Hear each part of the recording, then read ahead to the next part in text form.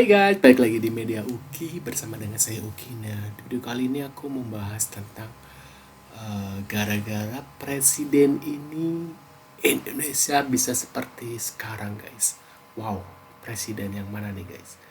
Kita tonton videonya sampai selesai guys. Saya berbicara di sini sebagai penyambung lidah rakyat Indonesia. Anak-anak pelajar sekarang harus disiapkan benar-benar untuk mencintai tanah air. Produktivitas itu tergantung dari 3 elemen pada manusia.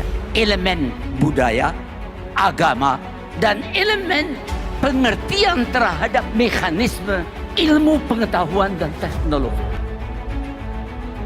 Itu hasil daripada 7 abad lamanya kita berpancasila, yaitu yang dinamakan Bhinneka Tunggal Ika. Berbeda-beda tapi satu tujuan. Saya sangat merindukan yang namanya kaum perempuan untuk menjadi presiden. Why not? Indonesia adalah negara berketuhanan, bukan negara agama. Kita bisa membuktikan kepada dunia bahwa di bumi Indonesia, demokrasi, Islam, dan modernitas dapat tumbuh bersama. Kita harus menuju pada sebuah negara yang lebih produktif, yang memiliki daya saing, yang memiliki fleksibilitas yang tinggi. Buah kerja keras presiden-presiden Indonesia.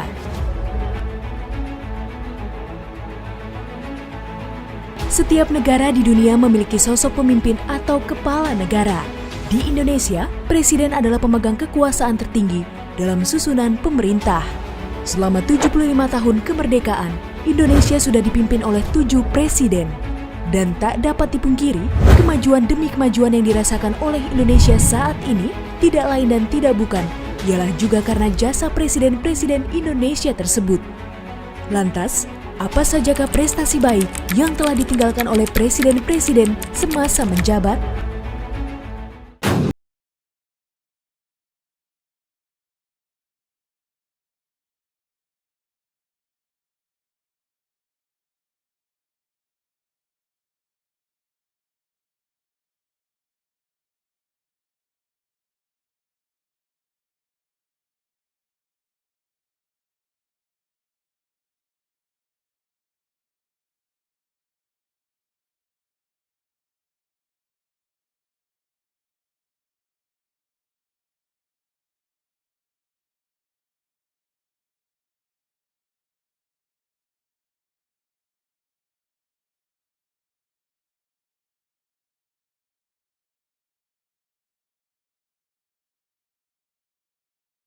Dasar negara atau ideologi bangsa Indonesia.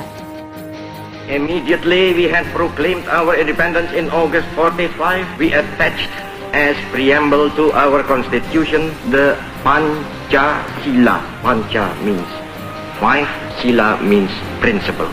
The Pancasila, the 5 guiding principles of our national life. Muhammad Soeharto.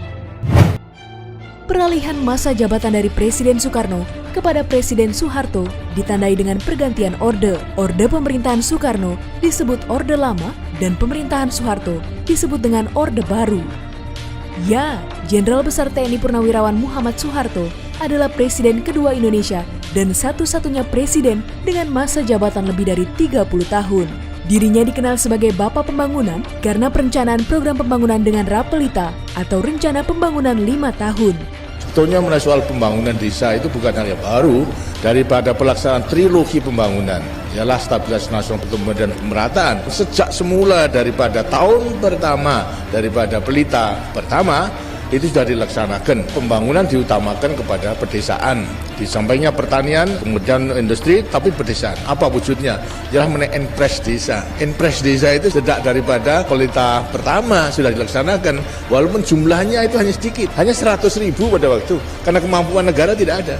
Tapi maksudnya pada waktu itu 100.000 itu adalah mendorong supaya desa itu turut membangun. Selain itu, di balik sosoknya yang penuh dengan kontroversi, Presiden Soeharto ternyata berhasil membuat Indonesia menjadi negara pertama di Asia Tenggara yang berhasil meluncurkan satelit, yaitu satelit Palapa A1 pada tanggal 9 Juli 1976. Baharudin Jusuf Habibie. Baharudin Jusuf Habibie sering disebut sebagai Bapak Teknologi Indonesia berkat keberhasilannya mendesain beberapa proyek pesawat terbang. Habibie dikenal sebagai Presiden Indonesia ketiga dengan masa jabatan terpendek yakni dari 21 Mei 1998 hingga Oktober 1999. Habibie menjabat sebagai Presiden menggantikan Soeharto yang menyatakan mundur setelah gejolak reformasi. Sebelum memangku jabatan presiden, saya akan melaksanakan kewajiban konstitusional saya, ialah mengucapkan sumpah sesuai dengan agama yang saya anut. Walaupun terbilang singkat, selama masa kepemimpinannya, Habibie telah melakukan segenap terobosan untuk memulihkan situasi Indonesia.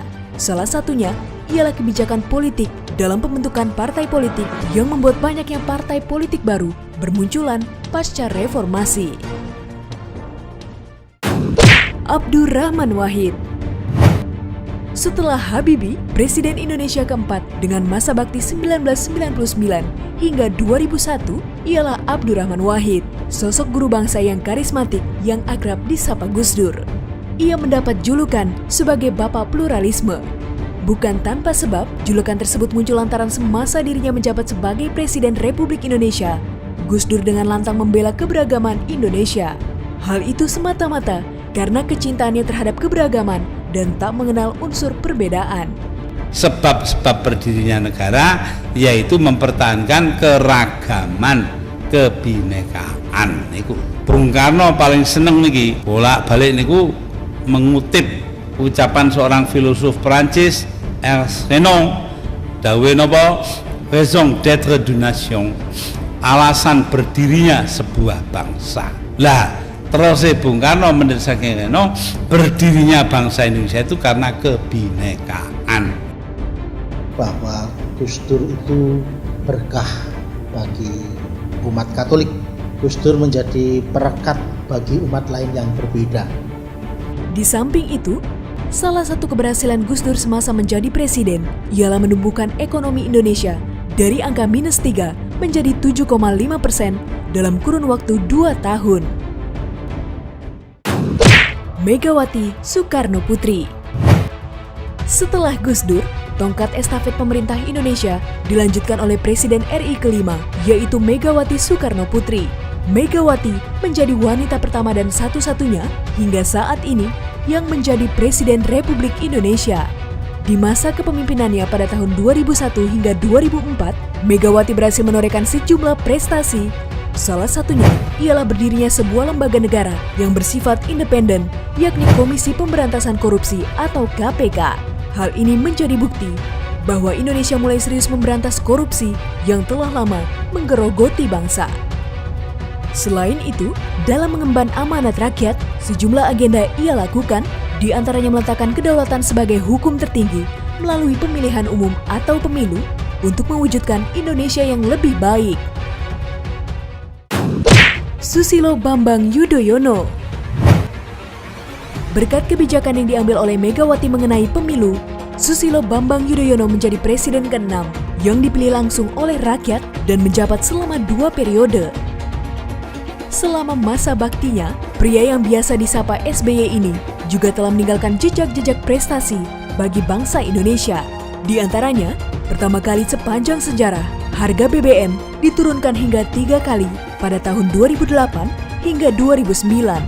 Jejak baik lainnya yang ditinggalkan SBY ialah pemerintah menetapkan pendidikan sebagai salah satu prioritas pembangunan. Dalam hal ini, memberikan pendidikan gratis dengan menerapkan pembebasan biaya sekolah melalui bantuan operasional sekolah atau BOS. 31,3 juta siswa setingkat SD itu mendapatkan bantuan BOS. Insinyur Haji Joko Widodo. Setelah habis masa jabatannya sebagai presiden ke-6, SBY resmi digantikan oleh Insinyur Haji Joko Widodo yang hingga kini masih menjabat sebagai Presiden Indonesia di periode pemerintahannya yang kedua hingga tahun 2024 mendatang. Pria yang kental dengan logat Jawanya ini terkenal dengan gaya blusukannya. Berbagai kebijakan telah diluncurkannya demi meningkatkan kekuatan ekonomi dan kemandirian ekonomi bangsa. Salah satu kebijakan Jokowi yang terbilang tak biasa ialah keberhasilannya dalam mengambil alih PT Freeport yang selama puluhan tahun dikuasai oleh asing. Keseriusan Jokowi dan jajarannya dalam mengembalikan kekayaan Ibu Pertiwi membuahkan kemenangan bagi seluruh rakyat Indonesia. Proses panjang hampir 3,5 tahun, hampir 4 tahun kita lakukan dan alot sekali. Kalau sudah bisa masuk ke head of agreement itu sudah sebuah kemajuan yang amat sangat. Jangan dipikir itu hanya ketemu kemudian tanda tangan. Loh, ini proses panjang 3,5 tahun kita dengan Freeport. Alot. Hal lain yang telah dan sedang dilakukan oleh Jokowi ialah menggenjot berbagai pembangunan infrastruktur yang merata di seluruh Indonesia. Karena dirinya berkeyakinan, seiring dengan pembangunan infrastruktur akan menciptakan titik-titik pertumbuhan ekonomi baru yang dapat meningkatkan daya saing Indonesia. Infrastruktur yang besar-besar telah kita bangun. Ke depan kita akan lanjutkan dengan lebih cepat dan menyambungkan infrastruktur besar itu seperti jalan tol, kereta api, pelabuhan, dan bandara dengan kawasan-kawasan produksi rakyat. Kita sambungkan dengan kawasan-kawasan industri kecil. Kita sambungkan dengan kawasan-kawasan ekonomi khusus. Kita sambungkan dengan kawasan-kawasan pariwisata. Arahnya harus ke sana. Fokusnya harus ke sana. Poiners, setiap pemimpin pastilah memiliki kelebihan dan kekurangan dalam kiprah memimpinnya. Namun, kita harus menyadari bahwa ada banyak jasa dan kehebatan yang telah diperbuat oleh putra-putri terbaik bangsa. Dalam hal ini, presiden-presiden kita dalam memajukan negara tercinta kita, Indonesia. Lalu, dari ketujuh presiden-presiden tersebut, siapakah presiden yang menjadi favorit Poiners? Nah, gimana guys setelah nonton video ini?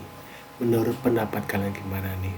Presiden inikah yang membuat Indonesia seperti sekarang guys? Kalian tulis di kolom komentar tentang reaksi kalian seperti apa setelah nonton videonya guys. Sejujurnya aku kangen zaman-zaman Pak Soeharto ya. Karena zaman dulu tuh kayak TV anak-anak aja masih ada guys. Kayak misalnya hari Minggu tuh khusus buat anak-anak jam sekarang. Misalnya jam 8, jam 7 tuh di TV-TV itu udah pada film-film kartun tuh semuanya dari jam 7 sampai jam 12 tuh kartun semuanya. Dari TV-TV RCTI, SCTV dan lain-lain itu menayangkan TV-TV kartun guys zaman dulu ya, zaman Soeharto. Dan kalau jam, ingat nggak kalau jam 7 malam atau jam 9 malam itu pasti ada berita guys, dan itu serentak itu berita semuanya guys. Dan menurut aku itu bagus banget ya. Jadi anak-anak tuh nggak terlalu malam gitu tidurnya. Kayak waktu itu aku tidur sampai jam berapa, jam 7 udah tidur gitu, karena kan jam-jam udah pada berita kan udah ngantuk ya gitu. Menurut pendapat kalian gimana? Tulis di kolom komentar. Terima kasih sudah menonton. See you next video. Jangan lupa bantu subscribe. Kalau kalian mau ada pembahasan apa lagi, tulis di kolom komentar. Sampai jumpa di video selanjutnya. See you guys.